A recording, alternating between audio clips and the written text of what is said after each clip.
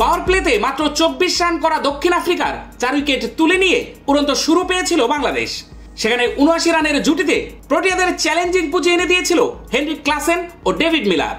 অবশ্য তাতে অবদান ছিল উইকেটের পেছনে থাকা লিটন কুমার দাসের। মিলার 13 রানে থাকা অবস্থায় তার সেই ক্যাচ ছাড়ার মাসুল দিতে হয়েছে টাইগারদের। শেষ পর্যন্ত নির্ধারিত 6 উইকেটে প্রোটিয়াদের সংগ্রহ দাঁড়ায় 113 রান, যা বাংলাদেশের বিপক্ষে এই সংস্করণে আফ্রিকাদের সর্বনিম্ন পুঁজি। নিউ ইয়র্কের নাসাউ কাউন্টি স্টেডিয়ামে 110 পেরোনোর পুঁজি কতটা কঠিন হতে পারে সেটি দেখা গিয়েছে গতকাল ভারত পাকিস্তান ম্যাচে।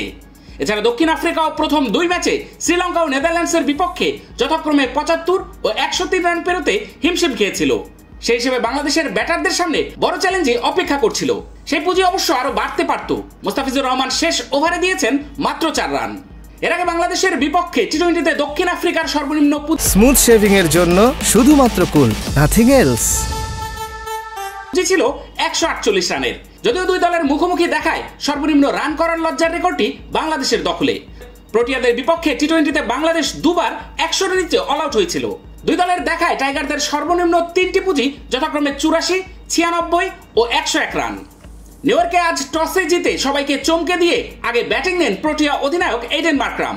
তার সেই সিদ্ধান্তকে ভুল প্রমাণ করে একের পর এক উইকেট নিয়ে নাস্তানাবুদ করেছেন তানজিম সাকিব ও তাসকিনরা। প্রথম ওভারের শেষ বলে দারুণ এক ডেলিভারিতে প্রোটিয়া ওপেনার রেজা হেনরিক্সকে 0 রানে এলবিডব্লিউর ফাঁদে ফেলেন তানজিম সাকিব।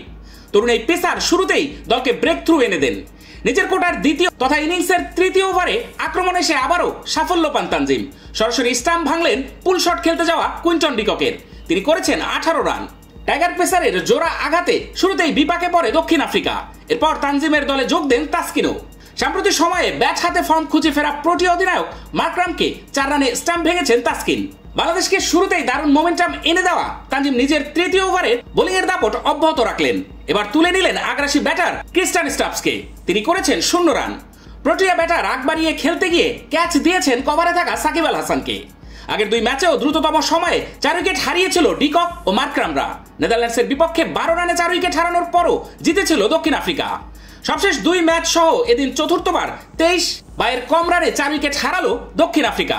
তবে এমন বিপর্যয়ের পরও পঞ্চম উইকেট জুটিতে রেকর্ড গড়েছেন মিলার ও ক্লাসেন। দুজনের জুটিতে এসেছে 79 রান। এর আগে টি-20তে দক্ষিণ আফ্রিকার পঞ্চম জুটিতে সর্বোচ্চ ছিল 77 রান।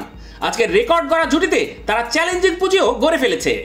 যদিও এক পর্যায়ে মনে হচ্ছিল ম্যাচের আগে মার্করামের বলা কাঙ্ক্ষিত 130 বা এর আশেপাশের স্কোর করে ফেলবে প্রোটিয়ারা, কিন্তু তাসকিনের বলে ক্লাসেন আর 19তম ওভারে রিশাদের বলে মিলার বোল্ড হওয়াতে দক্ষিণ আফ্রিকা আটকে গেছে আগেভাগেই। ক্লাসেন 44 বলে 2-4 ও 3 ছক্কায় 46 রান এবং মিলার 38 বলে 1টি করে 4 ছক্কায় 29 রান করেন। শেষ ওভারের প্রথম 4 বলেই ডট দিয়েছেন মুস্তাফিজ। ফলে প্রোটিয়াদের পুঁজি তুলনামূলক কমই হয়েছিল। বাংলাদেশের হয়ে মাত্র 18 রান দিয়ে 3 উইকেট নিয়েছিলেন তানজিম সাকিব। এছাড়া তাসকিন 19 রানে 2টি, 32 রানে 1 উইকেট নেন রিশাদ। উইকেট না পেলেও 4 ওভারে মাত্র 18 রান দিয়েছেন মুস্তাফিজ।